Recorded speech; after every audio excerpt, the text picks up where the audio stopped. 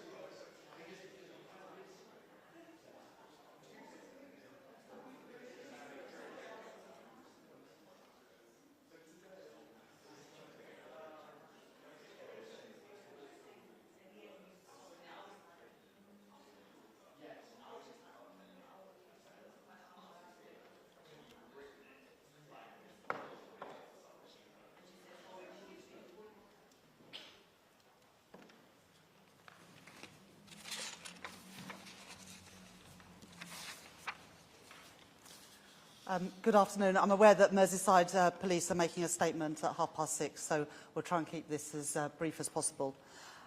3 weeks ago, I stood in this room warning that this new government faced the legacy of 14 years of chaos and economic irresponsibility, that we would have to take difficult decisions to fix the foundations of our economy and begin to rebuild Britain. The document that I have published today exposes the dire inheritance that we have been left with. A £22 billion black hole in the public finances, not in years to come, but this year. It exposes the recklessness of the previous government that spent money like there was no tomorrow because they knew that somebody else would pick up the bill. Then they covered it up. Covered it up from us, covered it up from Parliament, covered it up from you, the British people.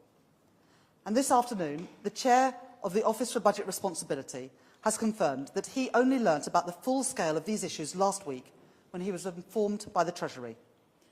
The black hole in the public finances is not sustainable. Left unchecked, it would put financial stability at risk. It would see debt rising, and it would mean higher costs in the future.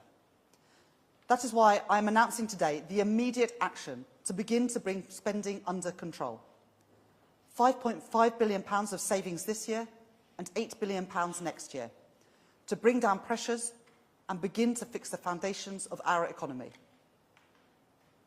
I have always been honest with the British people that I will never make promises without saying where the money is going to come from. If we cannot afford it, we cannot do it. And I will not duck the difficult decisions to bring stability back to our economy. Today is not easy. It is not the statement that I had wanted to make. But the role of the Chancellor is not to make easy decisions. It is my role to make the right decisions. There will be more difficult choices ahead. It will take time to repair the damage done by 14 years of Conservative government. But today we have started the work necessary to fix the foundations of our economy so that we can rebuild Britain and make working people better off. Thank you. I will now take some questions. Shall we start with Sam Coates from Sky News?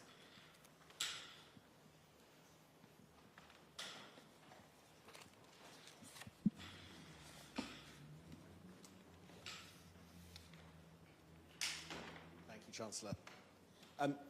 As a result of today's decisions, Charity Aid UK say that up to 2 million pensioners who need it won't get winter fuel allowance, yet you're offering 20% plus pay rises for junior doctors over 2 years. What does that tell us about the instincts of your government? Well, first of all, the costs of not settling the pay dispute has real costs as well. The Treasury estimate that last year alone, the cost of industrial action in our National Health Service cost the economy £1.7 billion, and 1.4 million appointments didn't go ahead. That affects everybody in society, but perhaps the oldest members of our society affected the most. So I think it's the right decision to resolve that industrial action, and I hope that the junior doctors vote to support the recommendation made by the British Medical Association. And I thank Wes Streeting and his team for being able, within 3 weeks, to, I hope, bring a close to this dispute, which has cost our economy billions of pounds and has costed people their health and their well-being. So I think this is the right decision. But I also understand why Age UK are disappointed. It's not an easy decision to announce that winter fuel payment would only go to people receiving pensioner credit. But it is the right decision in the circumstances in which we find ourselves to ensure that pension credit continues to go to the poorest pensioners and that we drive take-up of pension credit to ensure that everyone that is entitled to it gets it and the winter fuel payments that are associated with it. Thank you, Sam. Can I ask Shabab Khan from ITV? Shihab Khan, ITV News. Chancellor, throughout the election campaign, several economists and experts told us they thought you and your party weren't being entirely transparent when it came to your economic plans. Some predicted that the first thing you would do once you were elected was tell the country that the finances are worse than you'd thought and you'd have to make decisions which aren't in your manifesto.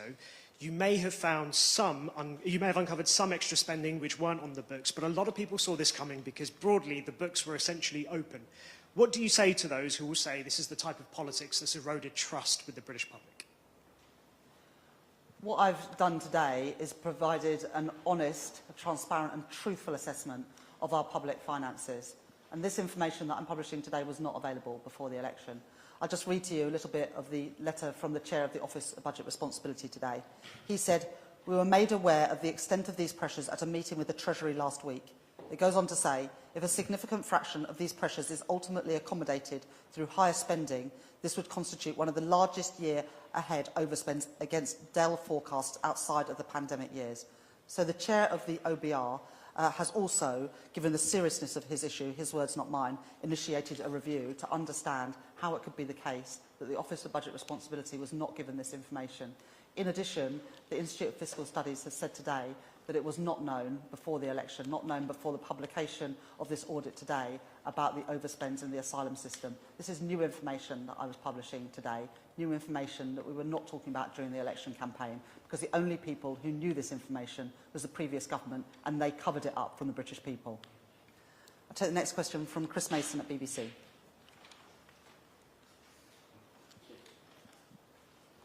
Thanks very much. Chris Mason, BBC News. Chancellor, you said today that in the budget in October you'll have to take difficult decisions on benefits, spending and tax.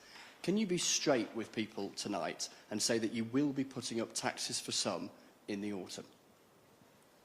Well, I reiterated the commitments we made in our manifesto today. I don't want to increase taxes on working people, and our commitment not to increase national insurance, income tax or VAT. We stand by those commitments. We also published written ministerial statements today on the tax changes that we've had in our manifesto around the energy profits levy, VAT on private school fees, non-dom tax closures and changes to the private equity taxation. We will go ahead with those.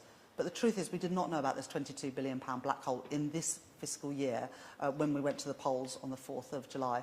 And so there will be more difficult decisions around spending, around welfare and around tax at the budget and the spending review later this year. I think it's important to be honest with people. People have been misled for too long. The previous government covered up from the British people the extent of the pressure on our public finances. I will not do that. I will be honest, even if that means having to make difficult decisions. The next question is from Aubrey Allegretti at The Times.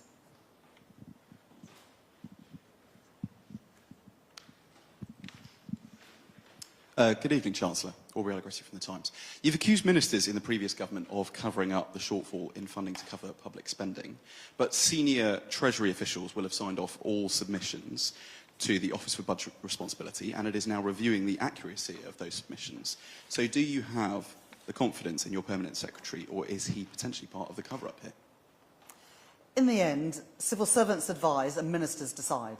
And ministers made decisions to sign off spending without any idea of how it was going to be paid for.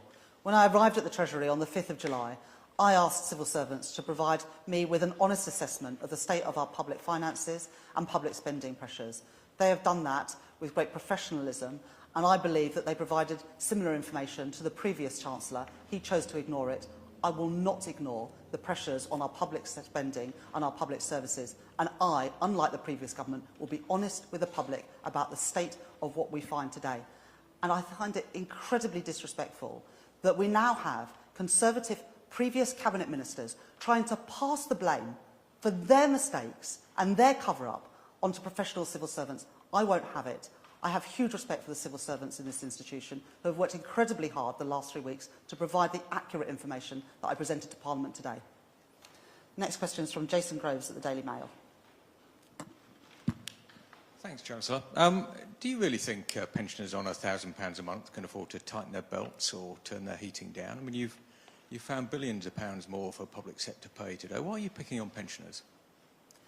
These are not the decisions I wanted to make, but in the circumstances that I find myself in, these are the fair and the right decisions to make. We are protecting pension credit, protecting winter fuel payments for people on pension credit. And as you rightly say, as a single pensioner, you get just under £12,000 on pension credit, and as a pensioner couple, it's just under £18,000. But we needed to find in-year savings, and this saves £1.5 billion a year. We will also be working with the Department for Work and Pensions, with local authorities and with older people's charities to boost take-up of universal credit, as well as merging the housing benefit and pension credit system to ensure that more people get pension credit when they're entitled to it. The next question is from Sam Fleming at the Financial Times. Thanks very much. Good evening, Chancellor. In light of what you now know as a result of this review, do you think the last government was irresponsible in reducing national insurance contributions in November and in March, and would you consider as a result reversing them? And in terms of the upward spending pressures that you've announced today, how much of this is an ongoing issue beyond just the current fiscal year? How much of this will carry forward? Thank you. I do think that the previous government were dishonest when they made those changes to national insurance. But we had a commitment in our manifesto not to increase taxes on working people. We made specific commitments around income tax, national insurance and VAT. And this may come as a surprise to some people, but unlike previous governments, we plan to stick by what was in our manifesto, and we will not balance the books on the backs of hard-working people and hard-working taxpayers. So we stick by those commitments in our manifesto. But Sam, you are absolutely right that these spending pressures this year are unlikely to go away anytime soon. So the £22 billion black hole is not just for this year, which is why the cuts and the spending savings that we announced today will also continue into subsequent years. Next question is from Jack Elson at The Sun. Thank you, Chancellor. Jack Elson from The Sun. Can I just follow on from Chris's point about tax? You've obviously today announced your budget for October the 30th, one day before Halloween. How scared should Brits be about potential tax rises? And you won't say today what those tax rises will be. Should they start saving for them? Thank you very much for that question, Jack. We stand by the commitments in our manifesto. We won't be increasing income tax, national insurance or VAT. Working people have already seen the tax burden rise to the highest level in 70 years. But the state of the inheritance that we face does require difficult decisions. We made some very difficult decisions today around the new hospitals programme and around winter fuel payments. But today we've closed £5.5 billion of a £22 billion in-year gap. And as Sam Fleming from the Financial Times highlights, these pressures continue into future years. So we'll have to make difficult decisions at the budget, but we will do that with a full Office for Budget Responsibility forecast, so we can make those decisions in the round, along with the first part of a multi-year spending review. Sophie from The Mirror. Hi, Chancellor. Sophie Huskinson from The Mirror. After agreeing a more than 20% pay rise for junior doctors, what do you say to ambulance workers and other NHS staff who say, we deserve the same amount too? Well, the truth is, industrial action in our National Health Service cost £1.7 billion last year. That's just in the National Health Service. Of course, other parts of the economy have also been affected by industrial action. We have, in 3 weeks, the Health Secretary, Wes Streeting, has in 3 weeks done what previous numerous health secretaries failed to do in months and months, which is to meet with the junior doctors and come to an agreement. And this agreement will mean that, unlike last year, when 1.4 million appointments were cancelled, we'll be able to get on and reduce the waiting lists. That is really important. But beyond that, we have also accepted all of the recommendations of the independent pay review bodies for all workers covered by pay review bodies in the National Health Service. Xu Ping Chang from The Telegraph. Hi, Sue Chan from The Telegraph. What is your definition of a working person, please? And since you've committed just now to not raise taxes again on working people, can pensioners expect another tax hit in the autumn? Well, we don't want to increase taxes, but we are in a position where there is a £22 billion gap between the money that the previous government was spending and what they had budgeted for. And so we are going to have to make difficult decisions. We've made some of them today. A working person is somebody who goes out to work for their income. That is why we're saying, it said in our manifesto, and I repeat it again from the dispatch box today, we're not going to be increasing income tax, national insurance or VAT. But there will be difficult decisions in the budget. That is a matter, that is something that the previous government is responsible for, because they have left this black hole that we have to fill. Because not taking action is not an option. Because we saw, less than 2 years ago, what happened when a government played fast and loose with the public finances, made spending commitments without being able to say where the money is going to come from. What we got was massive increases in interest rates and mortgage rates. And it was ordinary working people and pensioners that paid the price for that. I will not repeat those mistakes. I will fix this mess. Aggie from LBC. Thank you, Chancellor. Aggie Chambray, LBC. Why should winter fuel allowance be means tested if the triple lock isn't? Or should we be expecting that to happen in October? Now, I repeated from the dispatch box today our commitment to the triple lock. That was in our manifesto, and we will stand by the commitments in our manifesto. I'll take a couple more questions. Andy from Channel 5 News. Thank you, Chancellor. Andy Bell, 5 News. Your whole economic strategy is based on growth. Haven't you taken decisions today or set in motion reviews that will cut back on projects that are specifically designed to improve the infrastructure, the growth prospects for the UK? Aren't you guilty of what previous governments have done, finding a short-term fix when what we need is some strategic thinking? Andy, there is nothing pro-growth about abandoning a commitment to sound money. There's nothing pro-growth about making commitments to do things when the money simply is not there. If we cannot afford it, we cannot do it. That is quite simple economics. It doesn't seem to be that simple to the party opposite, but it makes sense and it's the right thing to do. These are not easy decisions today, but they're the right decisions. But in just the first 3 weeks of this government, we have done more to reform the planning system in the first 3 days of this government than the previous government did in 14 years. We've created a National Wealth Fund to crowd in billions of pounds of private investment into some of the industries of the future. We've unlocked our pension system to get private sector investment into start-up, scale-up businesses and into infrastructure. We've set up Skills England to ensure that businesses have the skills that they need to succeed. And we're merging the Job Centre with the National Careers Service to ensure that everybody who can work does work. Those are the pro-growth policies that this government is pursuing, because in the end, the only way out of this doom loop of high taxes and poor public services is to grow the economy, and that is what I'm absolutely determined to do. Yeah. Thank you, Chancellor. Kate McCann at Times Radio. You've pledged, or you've promised today, to save £800 million on the hotel spend for asylum seekers. Could you just explain to people how you believe you can do that? How quickly can you move people out? How many hotels? And will that mean that people are returned? Can you guarantee that councils won't pick up the tab? And you mentioned earlier that the previous Chancellor was given the same information that you had, that you've published today. Are you saying that he had it, didn't publish it, had exactly what you had? Can you give us a bit more info on that? Thank you. First of all, on the issue of asylum, there is a £6.4 billion difference between the money that the government committed and the money that was actually being spent this year. We believe that we can save £800 million by cancelling the Rwanda scheme and by processing asylum claims. That is the difference that we will make to get down these extraordinary spending pressures that Paul Johnson at the IFS say today that is new information. In terms of what the Chancellor knew, the Chancellor and the former Chancellor and the former Prime Minister knew when they were making commitments that there was not the money there to do that. Let's just take one example. At the Conservative Party conference last year, the previous Prime Minister announced the Advanced British Standard.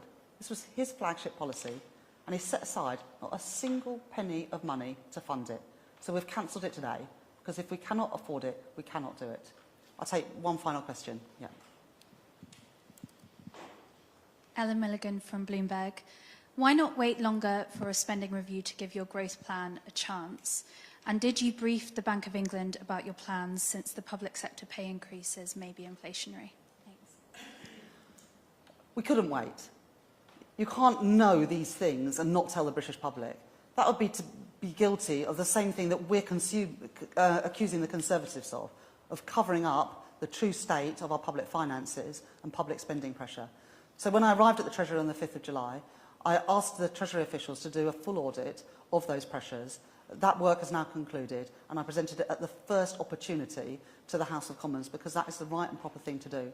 We've now started the process of an independent forecast from the Office for Budget Responsibility ahead of a budget and a first part of a spending review on the 30th of October. I will not conceal information from the British public, and I will not conceal information from financial markets. That would be a very bad way to conduct government.